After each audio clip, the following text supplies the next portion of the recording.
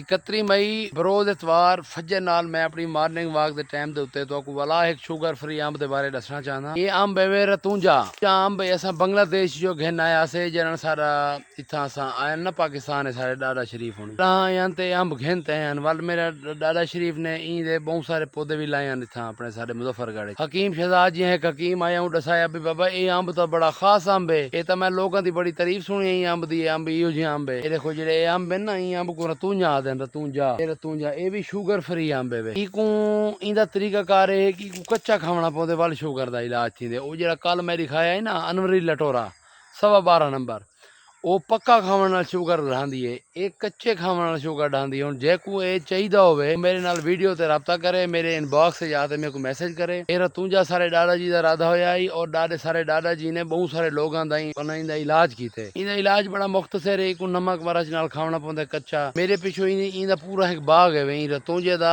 एक पूरा बाग है मेरे पिछो राधा होया। अगर तुसा हुण अंब खावना चाहंदे वे या अंबां दे शौकीन है ते मेरे नाल राब्ता करो। मैं तो बूटा ही देसा अंब भी देसा गिट्टा की देसा हर शय देसा ते पक्के अंब खवे सा मौसमी दा सिंधड़ी दा दुसेरी दा। लिहाजा मेरी वीडियो को फॉलो करो लाइक करो ते शेयर करो।